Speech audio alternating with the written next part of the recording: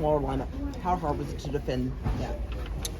There were adjustments mid-game going to that smaller lineup, and then I think they had some actions where the guards were screening Dave, and we had to make adjustments on the fly of that. But no, credit to them for making that adjustment, but just made it harder for David to keep the ball in front of him and guard they're kind of stretch five.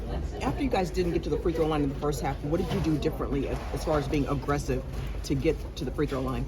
Really just offensively, attacking downhill, not really settling like we were for a stretch in the first half. Getting downhill, making the ref make a call, whether that be at the basket or just on the floor type stuff. So just being aggressive that way. What allowed them to have the advantage of getting points in the paint? Really, I think it was just mostly our ball screen defense, and their offensive rebounding too.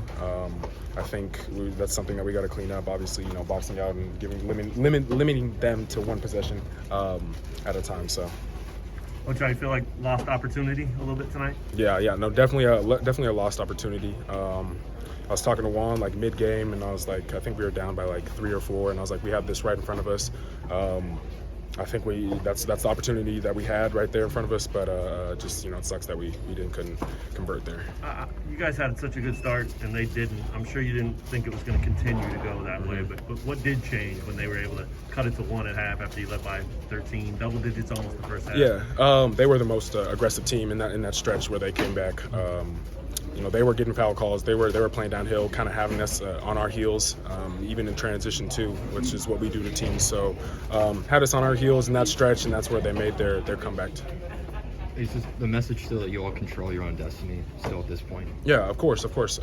Everything's still right in front of us. Obviously, stuff's happened in the league that we can't control, but all the stuff that we can control is right in front of us. So, what do you think, Remy? Remy's great. He to get thrown out there into an environment right then and there after he's missed, a lot of games is really impressive. So, trying to get him back to game speed, offensively and defensively, I think that's just the key moving forward. Could you tell he was really enjoying himself, especially during warm-ups? Yeah, no, he was just bringing that energy back, even on the bench. To be out there on the floor finally, I know that felt good for him. This one feel like typical KU Baylor? Yeah. Felt like the battle kind of we had last year, and then the year before that, where it was just a close, tight game. They had their runs, we had our runs type stuff, but no, it's always a fun game down here. Yeah, you mentioned the other day too that you expected them to have more fire after what happened in Lawrence. Did you sense that? Did you feel that? Yeah. No, I felt it from their fans too. Yeah. Kind of was cranking in there for a little bit in the second half, but that's just how our games are. 7 for 28 threes for you guys. Do you think that was more bad shooting night? What'd you see from that? Really just, I wouldn't say me or anybody or put the blame on anyone. I mean, we were getting good looks. Shots just weren't falling. But we live with those people taking those shots. Thanks. Thank you guys. Thanks,